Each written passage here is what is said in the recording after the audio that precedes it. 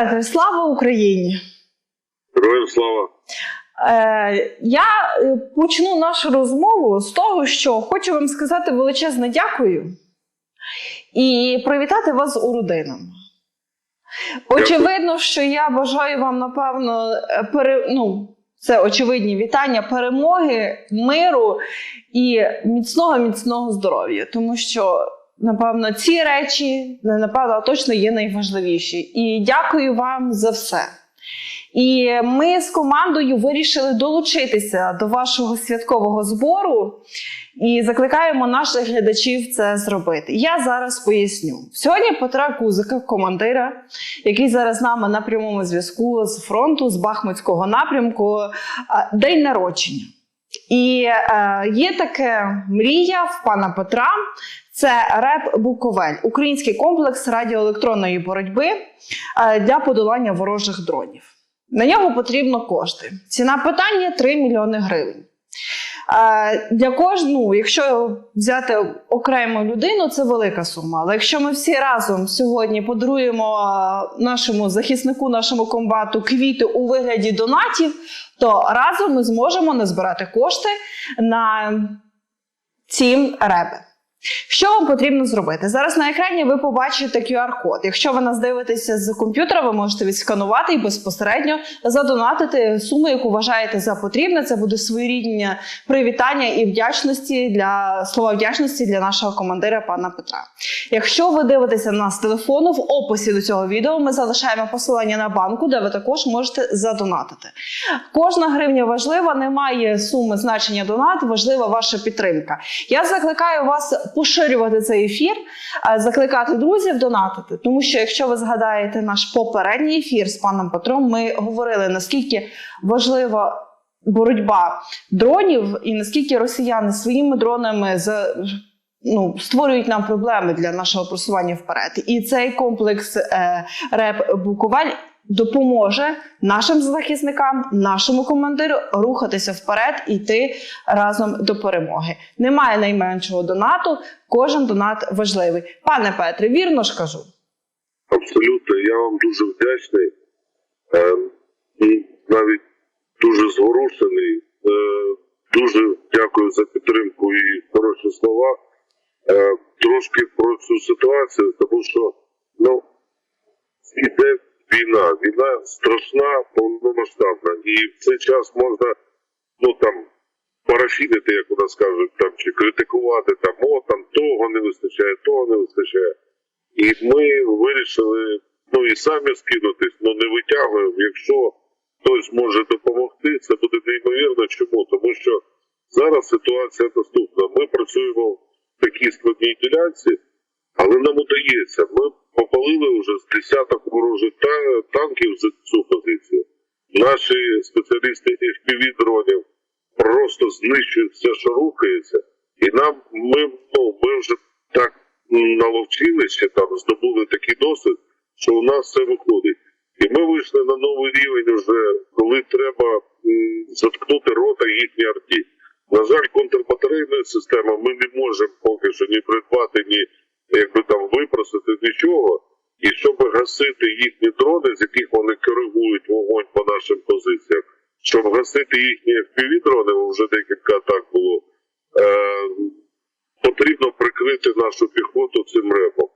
Тому ми будемо до нього йти, ми придбаємо, а якщо хтось з українців долучиться до цього збіру, ви не більше, не менше долучитесь до перемоги, до серйозного якісного знищення окупанта і, саме головне, до збереження життів наших пацанів, нашої піхоти.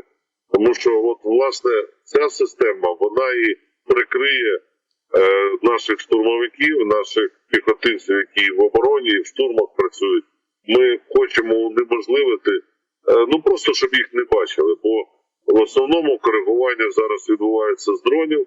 Ми зі своїх дронів коригуємо по ним, тому ми хочемо обійти наперед. Я знаю, що, очевидно, хтось може сказати, що держава має забезпечувати. Така війна застала нашу державу, яка така, як є. Але вона у нас одна, ми її любимо таку, яка є. Тому і вам велике дякую, що ви займаєте таку позицію і підтримуєте нас. І кожній людині, яка підтримує Збройні сили, підрозділи Нацгвардії, сил спеціальних операцій, ГУР і так далі, ми обов'язково переможемо. Просто питання часу і засобів. Яка би не була країна, але вона наша, і держава наша, і з проблемами всередині держави ми розберемося самі. І нехай Росія йде на свої болота і собі там розбирається, що в них не так, що в них так. Але нам треба підтримувати одне одного. І я дуже прошу всіх долучитися до збору і не нехтувати цим, тому що найменший донат врятує життя. Насправді мені дуже приємно, що навіть цей комплекс радіоелектронної боротьби, що він українського виробництва. Тому що ви пригадуєте, кілька тижнів тому була оця історія з російськими дронами, не можу зараз згадати, як вони називаються, ланцелоти чи якось так, що їх нібито масово виготовляють, і вже в Україні почалася така хвиля трошки, можливо, і виправданого, але зрадофільства, що от Україна не має ніякого власного виробництва. А тут ось є українське виробництво, яке може боротися з тими дронами, і це важливо, правда ж? Абсолютно правда. Я більше скажу, що Україна, держава не без проблем. Але, повторюсь, у нас іншої нема. Але от ми починаємо відновлюватися, і виготовлення української зброї є. Просто воно, на жаль, не в тих масштабах, яких би нам хотілося. І навіть там західної допомоги на всіх не вистачає. Це вже питання до західних партнерів, як вони, але і без їхньої підтримки було б важко. Я буквально вчора мав розмову з Київським муніципалітетом. У них є прекрасна ініціатива, вони хочуть запровадити муніципальне виробництво FPV-дронів. І вже до цього йдуть, там вже серйозно підходять до цього. Я знаю, що виробництво по приватним ініціативам відкривається. Україна виробляє серйозні зразки зброї. До ракет, до лелек, які розвідувальні. Станція Буковель – це малогабаритне, класне прикриття, власне, переднього краю. І багато-багато інших ініціатив. На жаль, просто ми не можемо собі ще дозволити воювати так, мені потрібно то, мені видали, як що воювати. По-перше, ми добровольчий підрозділ, хоча і в лавах Нацгвардії. А по-друге, ми такі українці. Ми підходимо, як то кажуть, там,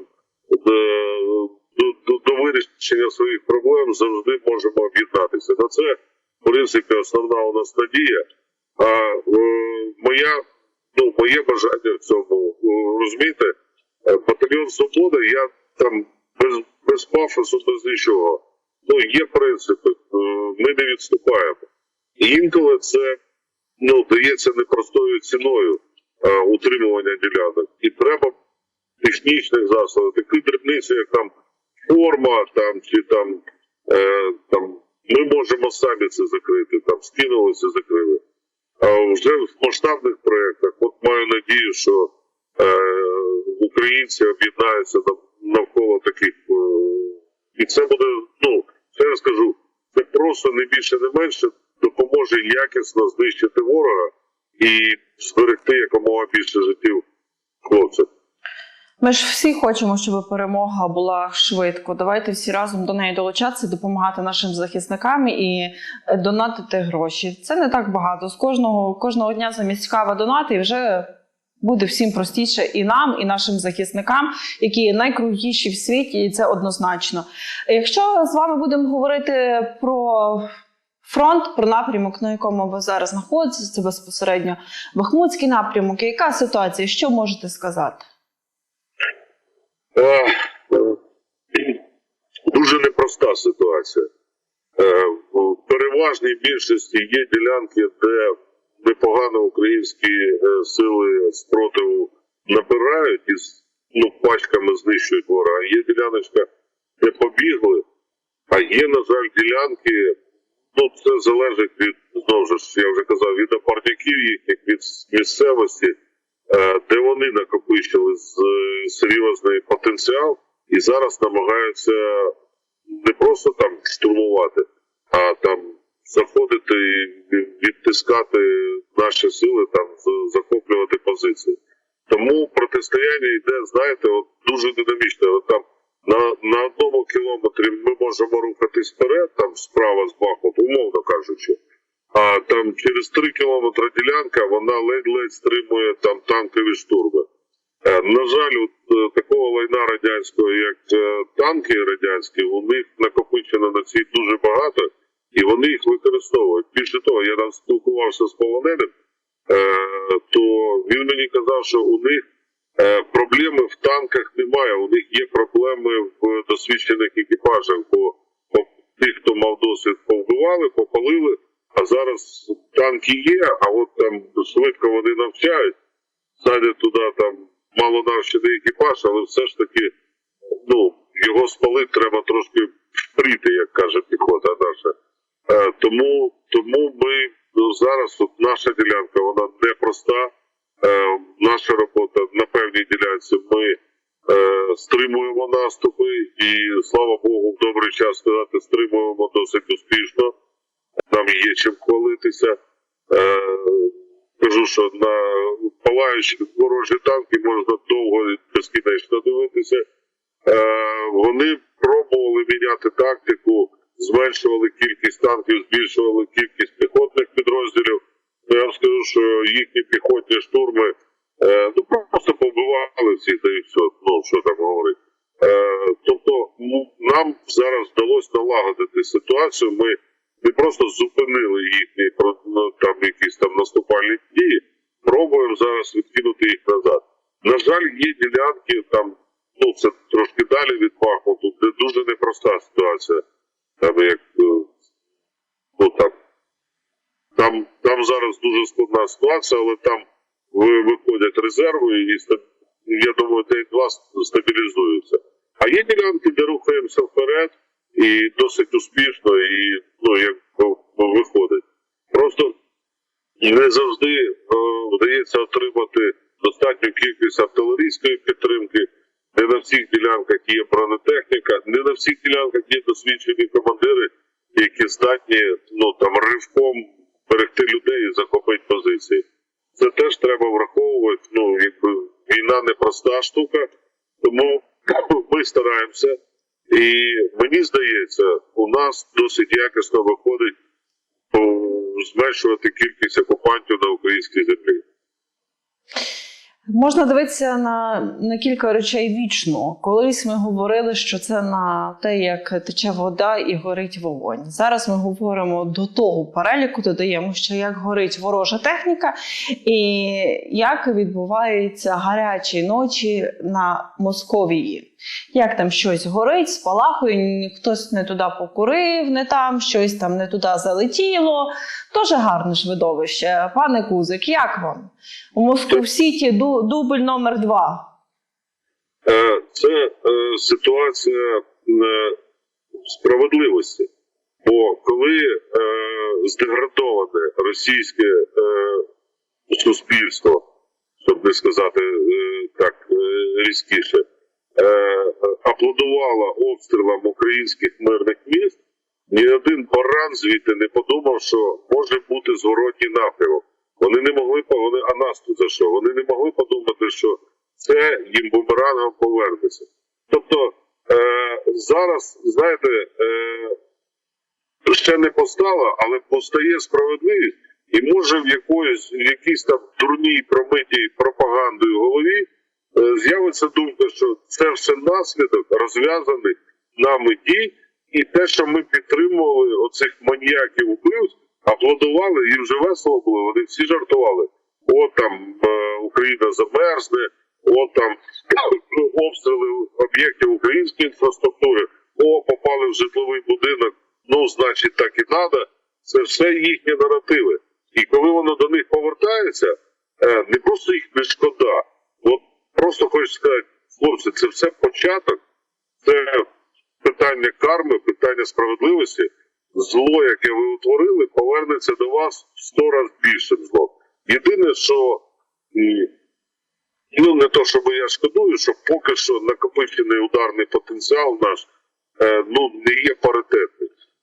Тобто мені би хотілося, як відповідає Ізраїль, на кожну випущену ракету виходить 10 ракет у відповідь і виходить група зачистки. Ну, можливо, дай Бог, ми дійдемо і до такого сценарію свого часу. Але те, що на собі вони мають відчути, що іде війна, не може в Україні проливатись кров, вони вбивають безкарно мирних жителів України, обстрілюючи цивільні об'єкти культури, релігійні об'єкти і так далі. Вони розтоптали все святе, я ненавижу слово червоні лінії, вони просто осатаніли настільки скотинули, що для них це була норма. Зараз я би хотів, щоб вони відчули на собі, що таке норма війни, що таке, як наші діти живуть в підвалах, вчать уроки в підвалах. Будь ласка, скуштуйте трошки вашого руського міра на своїй шкурі. Погоджуюся з вами на всі 100. Тільки я би тут хотіла, щоб наша аудиторія, я звісно, маю сумніви, що наша аудиторія це забуває, але щоб люди пам'ятали, що війна триває вже як 10 років. І за цей час нам є за що їм відплатити, тому що ми згадуємо і Донецький аеропорт, і Дебальцево, і Іловайськ, і це не тільки про 1,5 року трагедії, це 10 років війни. І з огляду на ці події, давайте звернемо увагу на те, що завжди московити вели себе падлючно, підло, ніколи не дотримували слова, і завжди їхні методи війни, вони поза межами людяності. Якщо згадаємо цей коридор в Іловайську, підрив аеропорту і інші всі їхні там підступні дії, це методи ведення війни не є не просто там офіцерськими, за кодексом воїна. Це просто падлюча країна, яка не має ніякого усвідомлення про поняття честі там і так далі. Всі вони, війна там почалась в 2014 році, як фаза, але ж намагання знищити українців, у них воно, я не знаю, там, безперешкодно 400 років, там, це те, що зафіксовано. Ось це одвічне наше протистояння, одвічне. І зараз, як ніколи, Україна має шанс позбавити себе от такої загрози з сторони цього сусіда. Треба трошки терпіння і об'єднання. І все буде правильно, все буде завершиться перемогою України. Треба трошки терпіння і допомоги нашим захисникам. Тому я нагадую, що ми зараз оголосили збір для РЕП, для наших захисників, безпосередньо для батальйону «Свобода», в день народження командира Петра Кузика, який зараз з нами на зв'язку. Тож закликаю долучатися, донатити і не оминати жоден збір для наших захисників. Немає маленьких донатів, є донати великі кожен донат великий для нашої перемоги. Пане Петре, ви сьогодні, в цей день народження ваше, я хотіла у вас запитати, тому що насправді ви ж на війні з 2014 року. Для вас війна не почалася 24 лютого. І будучи на війні, кожен втрачає, на жаль. Я не буду питати, яка для вас найбільша втрата, я запитаю для вас, як втрати змінили українців насправді, як ви бачите? Я скажу, що це в процесі втрати змінюють українців. До цього звикнути чи там якось загрубішити неможливо, бо війна має специфіку, що така війна, що побратим, який з вами в одному окопі, на даний момент це найрідніша людина для вас. Ви і ділитесь откровеннями, і оцей період життя, він дуже сильно зрідняє, стягує людей. І коли втрачаєте побратима, це найболючіше, що є на цій війні. Я вам відверто кажу. І це такий удар по всьому, що єдине, що дозволяє продовжувати працювати далі, це бажання помститися. І я, до речі, там, з тими, хто долучається до нас зараз, коли там говорять про психологію бою, я їм кажу, що втрати, на жаль, вони невідворотні, особливо в такій динаміці бою. І якщо ми зараз зациклимося на цьому, якщо ми зараз почнемо переживати, там, берегти себе там, чи там от, дуже люб, це є така книга «Тиранія каяття», і там описано, як українці закохуються своїми трагедіями. І оцю енергію треба перевертати на помсту, на знищення ворога. Бо якщо ми будемо заливати себе жалем, болем, то оці втрати будуть намарні. Це дуже, якби по-воєнному так, щоб це. Але вся робота зосереджена, і наша, в тому числі і наша з вами сьогодні, вона направлена, щоб зберегти життя хлопців. Тому що такого досвіду таких спеціалістів багато не буває, щоб їх виростити, навчити, це дуже серйозні професіонали. Тому і от ми доходимо до того, що треба і технічними засобами захищати хлопців. Але я пам'ятаю з 2014 року, коли перші у нас загиблі побратими пішли, це неймовірна втрата. Я, на жаль, в цій вже другій фазі війни, я пам'ятаю, як мій комбат Олег Іванович Пусин, комбат Карпатської Січі, це батальйон, якому я починав воювати. Він завжди, я коли там став командиром взводу, потім командиром роти, потім замкомбатом деякий час був, він завжди казав: бережи людей, бережи людей. І в цій фазі він загинув. Я приїхав до нього на могилу, теж казав: бережи людей, а себе не вберіг. Тобто ці втрати, вони, москалота, вона цілеспрямовано йде вбивати українців. Причому показали окуповані міста, що вони не вбивають військових, вони вбивають цивільне населення. Тобто у них повне знищення української нації. І українська нація має бути дуже сильною, не дивлячись ні на що, ні на які там втрати інфраструктури. Навіть в пам'ять полеглих побратимів ми маємо в сотні разів більше вбити окупанта, щоб їхня жертва була не намарна, щоб їхня праця, бо якщо це завершиться українською перемогою, друге, що нам треба буде, це навічно встановити світлу пам'ять всіх, хто кував цю перемогу. І живих, і павших, і тих, хто на щиті, і тих, хто долучався, і так далі. А якщо, не дай Бог, не буде української перемоги, все це буде намарно. Тому концентрація максимальна на знищення ворога. І тут треба в собі задавлювати будь-які емоції, працювати з холодною головою, а вже після війни вже там треба, і зрозуміло, що буде час і емоціям, і всім іншим потрібним заходам.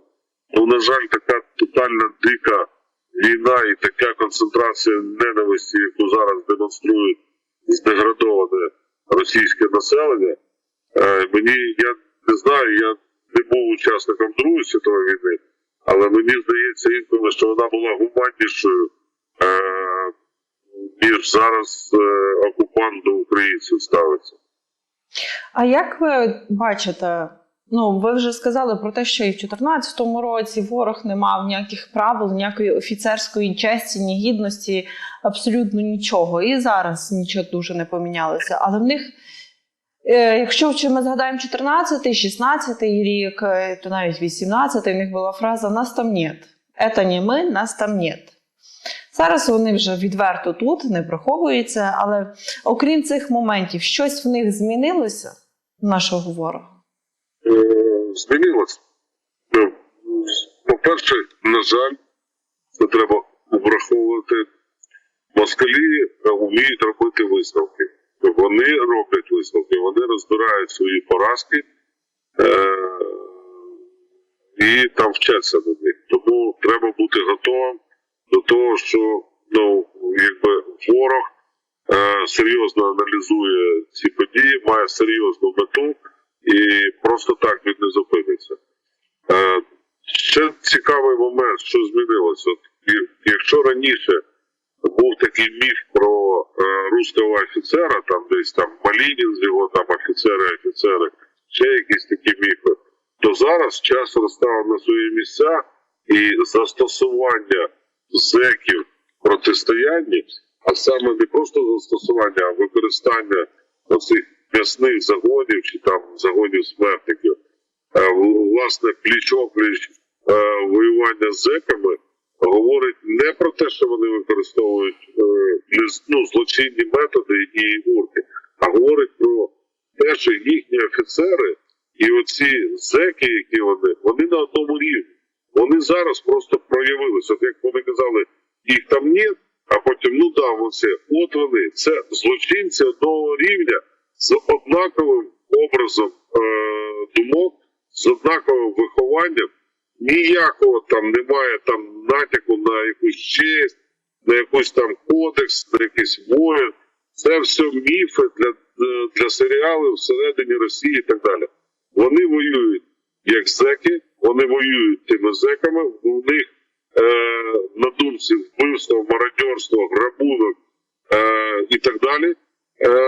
Тому зміни відбулись наступні. Час познімав маски, познімав всі умовності, просто розстав всі на свої місця.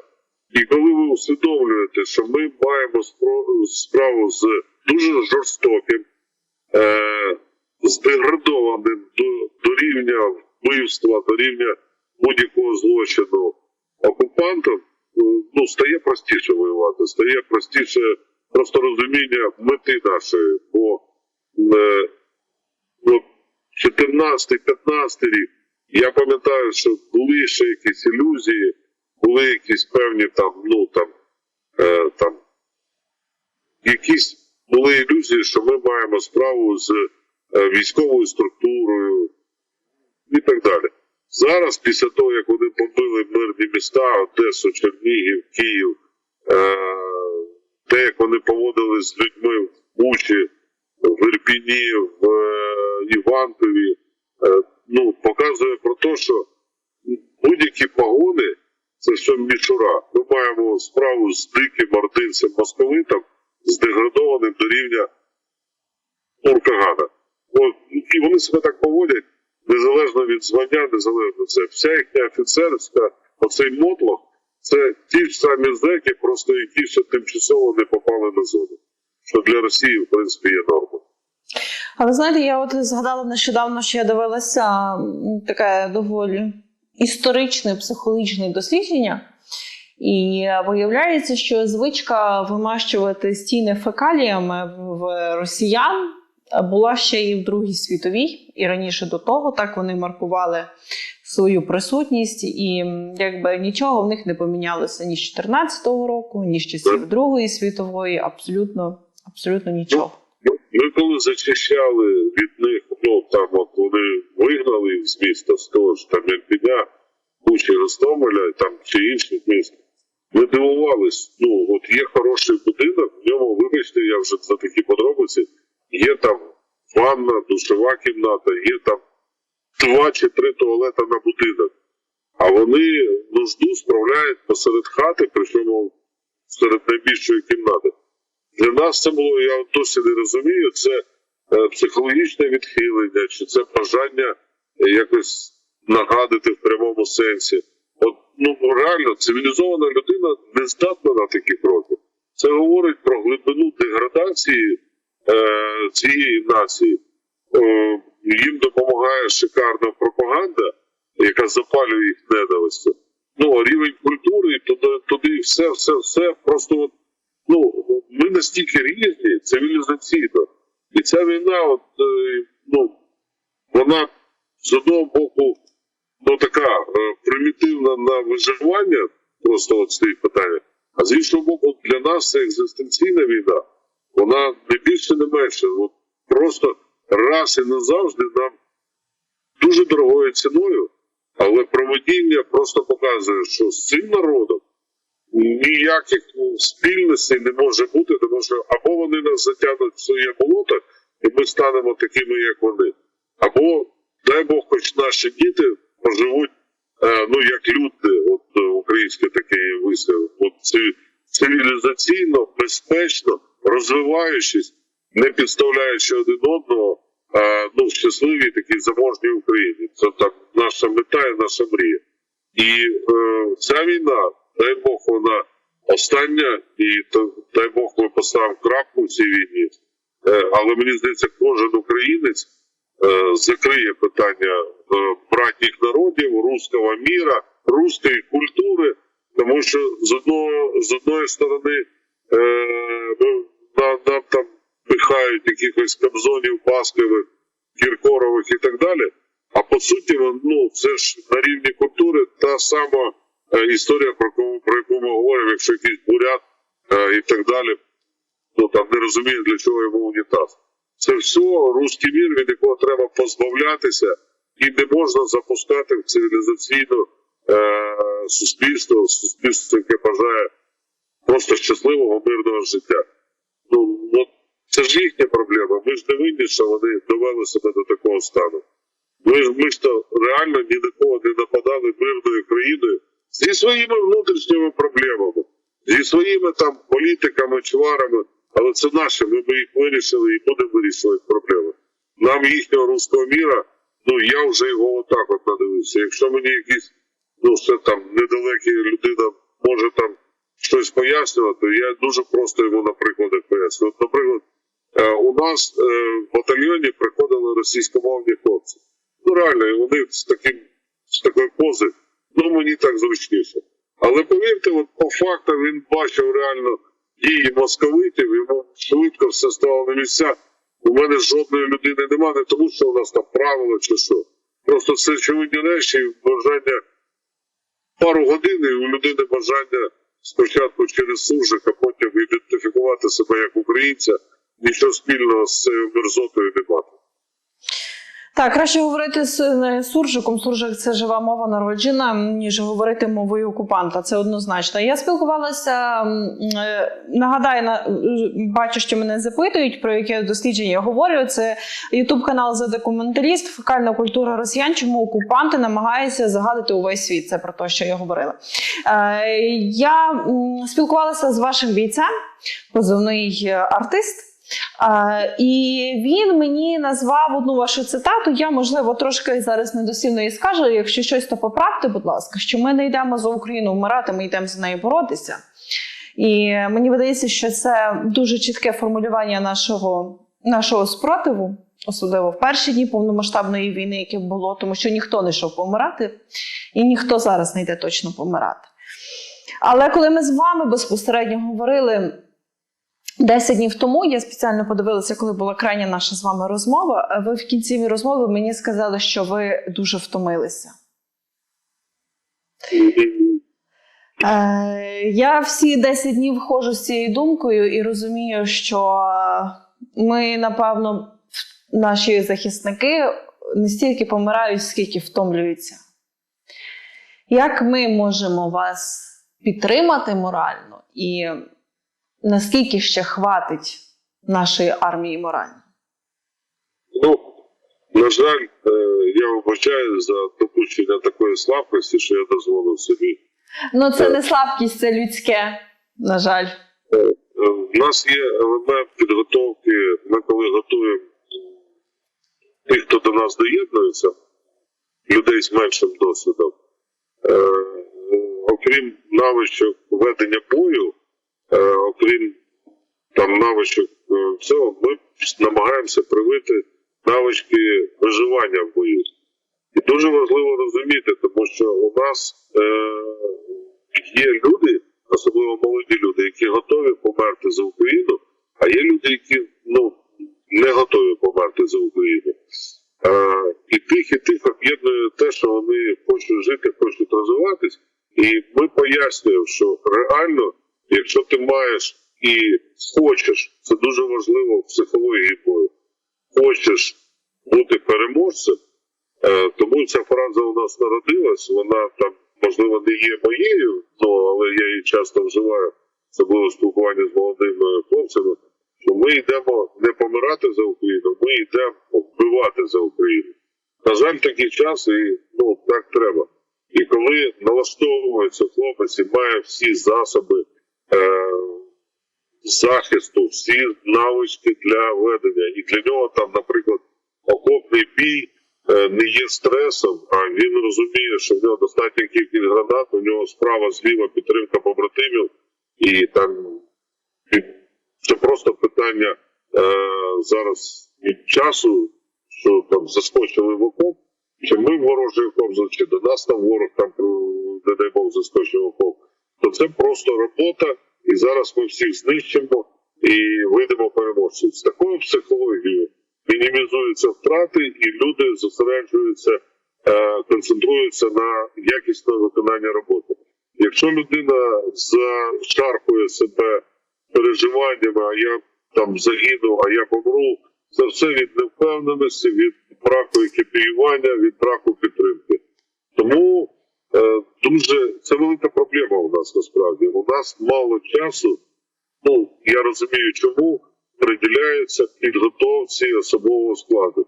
І часто там підрозділи справа, зліва, ми починаємо з ними знайомитись, виходять люди не готові різного віку, в тому числі психологічно, не готові до зіткнення. Не готові не тому, що вони там боягузи, чи там непрофесіонали, чи там погані люди. Вони не готові, тому що їм не приділили достатньої уваги, комусь треба більше, комусь менше, для їхньої підготовки. Я, вибачте, повторюсь, якщо людина пройшла повний курс підготовки, і вона розуміє, що яка б складна ситуація не була, але у нього, він виживе в ній, бо його прикривають, про нього піклуються, його не кинуть, і в нього є навички всі для того, щоб вижити, плюс зброя і все інше обладнання, то він концентрується на роботі. А ті, хто, втрати йдуть, в переважній більшості там запанікували, неправильно вибрали місце, не вкопалися. Це війна, втрати є і прямі, там снаряд не питає, там ти професіонал чи не професіонал. Це є шлях воїна українського, що всі ми загрожені. Але тим не менше треба максимально прокачувати бійців, і це зменшує втрати, реально зменшує втрати. Тому я спочатку це казав Володі, який, я думав, що до нас доєднується актор, який хоче стати воїном, а до нас доєднався воїн, який тимчасово був актором. І він дуже достойний і став дуже, я вважаюсь, професійним воїном. І зараз уже Володя це саме говорить молодим людям, коли він уже, знаєте, як в відомому фільмі, коли там він уже з новобранця вже в такого досвідченого командира перетворився, тому воює він класно і жорстоко. Ви знаєте, коли ми говоримо зараз про нашу велику війну і нашу велику мету, для багатьох постає питання, якою ти, він, вона бачить перемогу. Для когось це повернення кордонів 91-го року і повністю відсутність будь-якої частини тіла окупантів на нашій святій українській землі. Хтось називає, що це не просто відновлення повернення наших кордонів, але і репарації. Хтось додає до цього списку ще й повністю знищення Росії як федерації, як такої, розвали її на частини.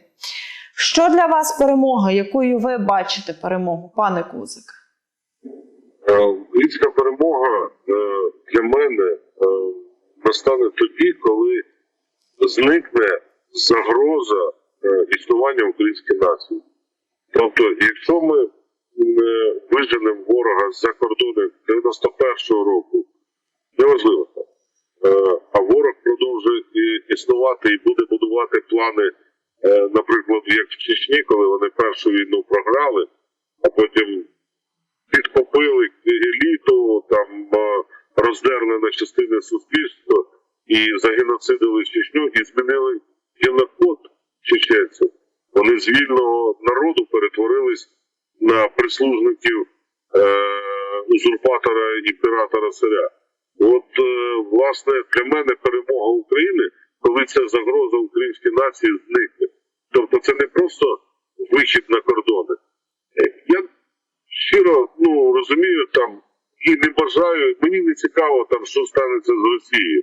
Чи розвалиться вона на декілька мирних держав, чи і таке інше, це вже не важливо. Важливо, щоб з цієї сторони, з будь-якої сторони, припинилась загроза українському народу. І коли ця загроза припиниться, це буде тотальна перемога. Припиниться вона, або ми цією війною дамо настільки по зубам оцій оголтелій орді так, щоб вони на покоління вперед загадували, що не можна чіпати українців, або там кардинально зміняться еліти, або сама Московія розвалиться на 3-4 мирних держави, етнічних або більше. Це вже, це питання там часу. Головне, щоб українці змогли в мирній, щасливій країні жити і розвивати. От тоді це буде остаточна перемога. Більше дозволю собі сказати, що я свідомий того, що після війни будуть теж непрості випробування для українців. Нам треба буде переглянути взаємостосунки з владою, наше відношення терпимості до корупції, а іншими словами до того, що як чиновники нас обкрадають, до багато чого. Тобто після війни будуть завищені очікування, можливо хтось хоче використати і розділити знову суспільство, що ветерани проти мирняка, вибачте, я так називають військове мирне населення, і от там якийсь синдром ветеранів, там хтось заходить. Це все буде, повірте, ми після війни ми ще продовжимо, уже не зброєю, але продовжимо боротися за ту Україну, про яку ми мріємо. Але спочатку, щоб був шанс в цій Україні, треба в збройному конфлікті перемогти, а потім вже перемогти самим себе як суспільство, яке буде визначати долю України, а можливо і там і Європи і так далі.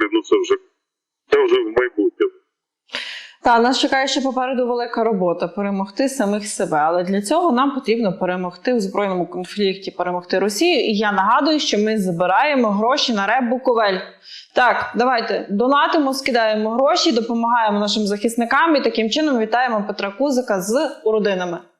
Пане Петре, маю ще до вас одне питання. На шляху до цієї нашої перемоги над Росією, як ви вважаєте, як зараз, що Росія може втнути, аби зупинити наші контрнаступальні дії і відтермінувати нашу перемогу? Тому що очевидно, що вона буде, бо іншого варіанту у нас немає.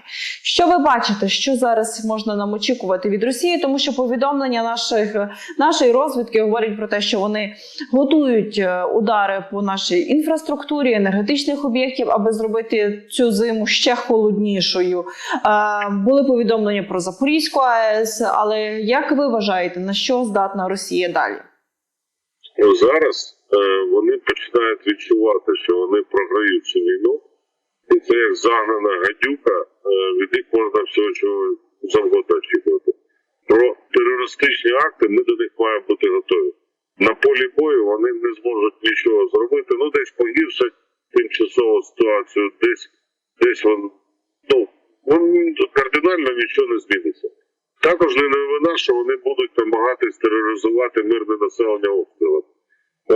Загроза ще, її треба остерігати. Росія традиційно використовує в боротьбі, особливо коли вони програють війну, вони роздирають суспільство.